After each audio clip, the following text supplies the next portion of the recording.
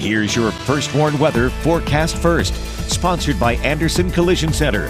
Visit driveanderson.com. Temperatures still sitting in the upper 20s for many of us. We did briefly get a couple spots that worked into the low 30s with a couple peaks of sunshine throughout the thin cloud cover in the upper levels. That's starting to get filled in, though, with some of that lower level cloud cover, and that'll be the trend as we head into the night tonight. That will keep our temperatures from falling all that far, likely remaining in the 20s through the overnight hours. But that cloud cover also ahead of our next weather system that could bring us the potential for some snow along with some freezing drizzle as we head into tomorrow. I'll time out when we could see some slick roadways and how long that may last, coming up in your most trusted forecast a little later. Tonight at 5, police investigated deadly shooting in Rockford last night. The details of the incident that left one man dead and another in the hospital. Plus, Super Bowl 59 is Sunday. The big game also means big betting. Why the rise of sports gambling is concerning many. And a Rockford hospital is looking for more volunteers. Those giving back share what drives them to help out. Live from WTVO 17. This is Eyewitness News at 5. Good evening. I'm Mimi Murphy. And I'm Wendell Edwards. We thank you for being here. Tonight, investigators are searching for a suspect following a deadly shooting in Rockford last night. Around 9:40 Thursday night, Rockford police responded to reports of a shooting at an apartment on 4th Avenue. That's close to the Rockford Public School District's main building.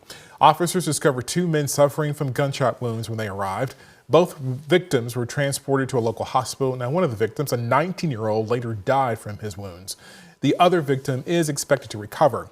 Police say a fight began during a party at the apartment before shots were fired. No known arrests have been made at this time. Tonight, an arrest has been made for the killing in the town of Beloit earlier this week. The Rock County Sheriff's Office has announced the arrest of Dennis Bank Jr. The 31-year-old is charged with first-degree intentional homicide and possession of a firearm by a felon. Monday afternoon, Town of Beloit Police, City of Beloit Police, and Rock County Sheriff's deputies responded to reports of a shooting on Wisconsin Avenue. They found a person with an apparent gunshot wound who was declared dead at the scene. Following an investigation, Banks was identified as a suspect and taken into custody. Banks is in the Rock County Jail tonight. The Super Bowl is just days away, and the big game means big bucks for gambling companies. An estimated $1.3 billion are estimated to be wagered on the game in the U.S. That's a new record. It's a lot of money, but some warn that the explosion of sports betting has led to some serious consequences. Eyewitness reporter Blake Dietz joins us now live. Blake, addiction is also on the rise. Yeah, Wendell, Mimi, the National Council on Problem Gambling says the risk of addiction has increased by over 30% since that federal ban in sports betting was lifted in 2018. One counselor I spoke with says she's seen the increase firsthand. Christine Johnson is a gambling addiction counselor for Remedies Renewing Lives. She says more gambling addicts are coming for treatment due to sports betting. Johnson adds the ease of access to gambling has increased the risk for addiction significantly. The key elements with a gambling addiction is access. And it's not just access to money, which is a big one, but it's also access to being able to gamble. So when things are in people's phones, it's right there in your hand, it's right there in your pocket. Whether it's sports betting or slots, there's a lot of slot places that's really increased as well. More from Johnson, as well as a recovering gambling addict, as well as some tips on what you can do to bet responsibly this Sunday, coming up in the full story at 6. Mimi? We'll look forward to that. Thanks, Blake. Eyewitness News is your home for Sunday's big game. You can watch the Kansas City Chiefs and the Philadelphia Eagles face off at 5:30 over on Fox 39. Be sure to join us Sunday morning for the Eyewitness News Super Special driven by Wheels by RT. Coverage starts at 6 a.m. here on WTVO 17, followed by a third hour at 8 a.m. on Fox 39. An open house event for volunteers is held today at a Rockford hospital. Mercy Health Volunteer Services hosted the public event at Javon Bay Hospital Riverside today. It serves as a gathering of Mercy Health volunteers as well as those interested in volunteering in the future. Guests were encouraged to network with one another and to pitch ideas to improve the volunteer program. The president of the Volunteer Association says she's been volunteering with Mercy Health for about 7 years, and the experience is still rewarding. It's really a very rewarding feeling coming in and working with the patients. And the other thing that is so very unique is we do see patients, come in over the years, and they do remember us making a difference in their life. Today's open house is the first of 3 this month. The next 2 will be on February 11th and February 12th. A new local business hosts a ribbon cutting event in Rockford today.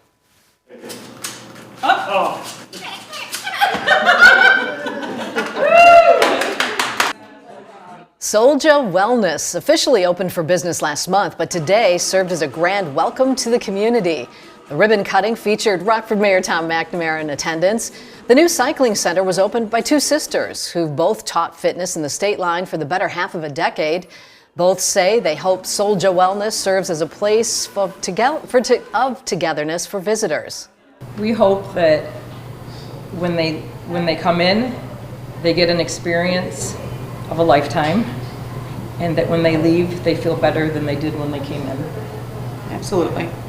And that piece of connection and encouragement from the other students. There's something really powerful in being together. Souljah Wellness can be found on East State Street in Rockford. It's right next to Woodfire Pizza. Not the mayor in his suit on that cycle, right? Students at Rockford Elementary School got a fun welcome to class this morning. Athletes from Rock Valley College were offering up high fives. I love this story every time we do it. And words of encouragement to students at Spring Creek. That is so important to do. It's part of Rock Valley College's High Five Fridays. The program is for athletes to interact more with the community and brighten up a student's day. Spring Creek's elementary principal says it makes an impression. It's great to have a community partner like Rock Valley. It allows the students, the athletes to come in, make a difference in the kids' lives, motivate them, get them ready for school, get them excited, and then also for then teachers to be able to talk about what Rock Valley is and where the kids can go to school someday, and making that bridge from elementary all the way up to college. As part of the program, Spring Creek teachers also taught students about RVC and the importance of education. New job numbers are out, and they fell a bit below expectations. When we return, we'll get a detailed look at those numbers and what they mean for the U.S. economy. And tonight at 6, an update on the Forest City from Mayor McNamara, what he has to say about the state of Rockford's crime and housing market. Our temperatures made it up to around 31 degrees here in Rockford. Actually spot on their normal high temperature for today's date. I'll let you know if that pattern will change next week and if it could bring us any additional precipitation chances coming up in just a little bit. You're watching Eyewitness News, your home team, with Mimi Murphy, Wendell Edwards, Scott Leber, and meteorologist Jordan Wolf. The latest jobs numbers from January came out this morning. They show a slight decline in unemployment and fewer jobs than expected added last month. Mandy Beertemple reports on the latest job numbers and the economy.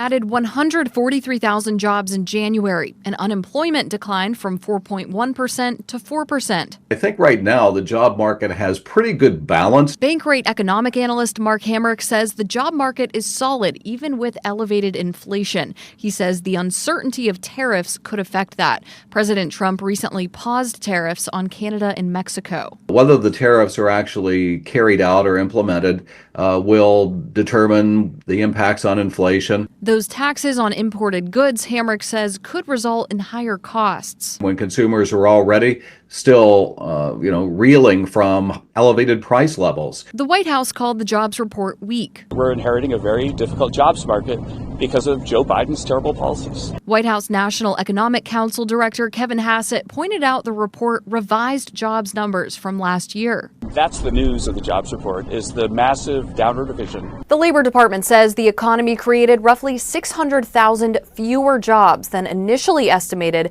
from April of 2023 to March of last year. For some reason, the government was overstating the Biden jobs record, and now that President Trump's in, they've decided there's no political gain for doing that. It is poppycock to suggest that there is some sort of conspiracy on the part of the government agencies to falsify the employment data. Hamrick says revisions are part of the process as more data becomes available. In Washington, I'm Maddie Beertemple. President Trump met with Japan's newly elected prime minister at the White House today. The president told Prime Minister Shigeru Ishiba he wants to slash the U.S. trade deficit with Japan, which stands at $68 billion. The president says he believes that can be resolved without punitive action, and any upcoming tariffs on Japan would be mostly reciprocal. A country pays so much or charges us so much, and we do the same. So very reciprocal, because I think that's the only fair way to do it. That way, nobody's hurt. They charge us, we charge them. It's the same thing. And I seem to be going in that line as opposed to a flat fee tariff. The visit marks the second world leader to enter the U.S. since Trump started his second administration, following Israel's Prime Minister Benjamin Netanyahu's visit earlier this month. Back here in the state line, we could be in for more slippery road conditions tomorrow. And it comes on the weekend, too. When we come back, Jordan Wolf will let us know what to expect going into this Super Bowl weekend. His full forecast is next. Now, your first warned weather forecast from meteorologist Jordan Wolf.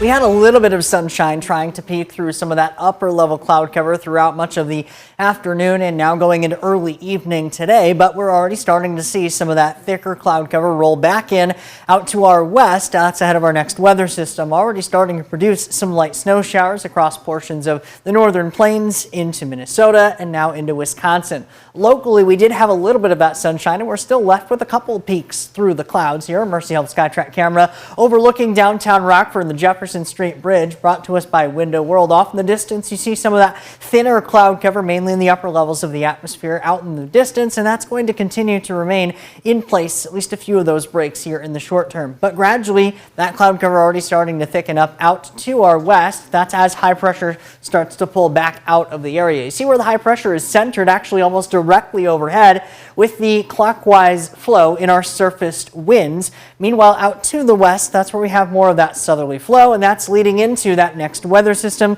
that will pass through the area as we get closer to tomorrow. In the short term, though, we are left with some of that thinner cloud cover, and that may actually allow our temperatures to drop a little bit quicker here over these next few hours going into the early overnight. That's mainly because our dew points are still very dry down near the surface, down in the single digits and in the teens. Meanwhile, our temperatures have already fallen a couple degrees from those afternoon highs, sitting in the upper 20s for many of us, including 28. The current temperature in Rockford. Our weather watcher Gene in DeKalb reporting a temperature of 29 degrees along with 49% humidity, and that wind relatively light, only 5 miles per hour with that high pressure centered overhead. That may allow for a couple brief breaks in the cloud cover that would briefly drop our temperatures down in the low 20s for a few spots. 23, that forecast low here in Rockford. We'll keep a mostly cloudy sky aside from a few of those breaks. Generally speaking, still milder than our average, which is closer to the mid-teens for many of us. That will actually show us up with some of these clearing as we head into the night tonight. That's what we see with Futurecast here. Just a little bit of that brief clearing, possibly dropping some spots into the low 20s and the upper teens. But that cloud cover filtering back in as we head into tomorrow, bringing us our next chance for some wintry precipitation, including the potential for some light snow and possibly some freezing drizzle. This line between that freezing drizzle and snow likely sets up very close to the Illinois and Wisconsin state line, with those in Wisconsin favoring more of that snow. Meanwhile, the potential for that freezing drizzle a little bit higher across northern Illinois. That likely starts toward 8, 9, 10 o'clock tomorrow morning. That precipitation, though, not going to be all that strong. Very, very light precipitation, if we get much of anything at all in that narrow window through the morning. Could be increasing in coverage during the afternoon. We maintain that potential for some of that snow across southern Wisconsin. Meanwhile, northern Illinois likely stays under freezing drizzle. The potential for some light freezing rain mixed within there, but generally speaking, that precipitation will remain very light. On the back end of that system, we could flip over briefly to some snow showers as well, keeping an eye on, though, some slick spots that may be possible throughout that entire window until we get some of those roads that will become treated, or likely seeing at least a little bit of that warmer weather going into Monday, but we will remain below freezing during that Sunday time frame behind the cold front. Wintry mix still possible there for Saturday with the potential for freezing drizzle. Very, very light precipitation, likely even less than what we had from that system earlier in the week. Up to 33 though for Monday, and then low 20s again with a few additional precipitation chances going into next week. Thank you, Jordan. Scott's next with sports. He's going to fill us in on some of the top matchups that will be happening tonight in high school basketball.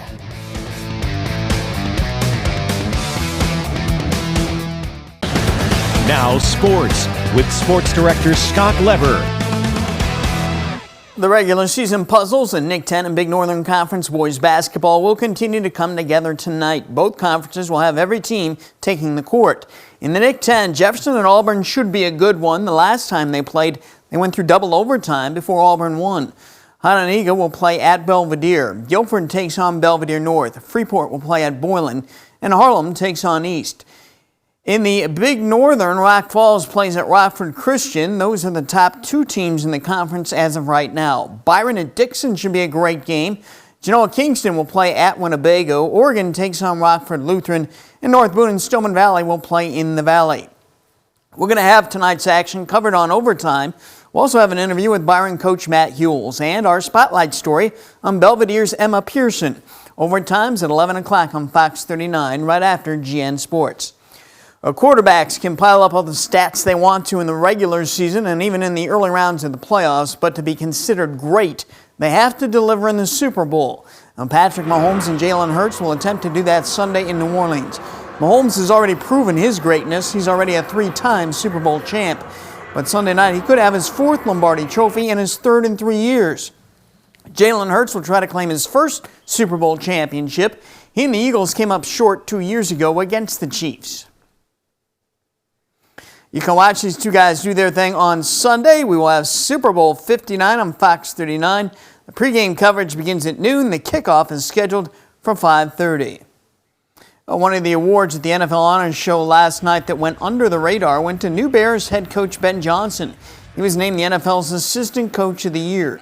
Johnson guided a Lions offense that set franchise records for points, touchdowns, yards, and first downs in the season. In the Rookie of the Year voting, there wasn't much love, though, for Caleb Williams. He finished 10th. Tiger Woods is ready to give his back and his body another shot on the PGA Tour. He says he will play in the PGA's Genesis Open next week at Torrey Pines near San Diego. Woods has not played in a PGA event since last July. He had surgery on his spine last September. He did play, though, in a non-PGA Tour event in December, the PNC Championship, with his son Charlie. That's sports. We'll be right back. Firstborn Interactive Radar from Rockford Glass & More keeps us dry as we head through the night tonight, but may not remain the case into tomorrow morning. That could bring us the next potential for some freezing drizzle and possibly some snow mixed in for the afternoon.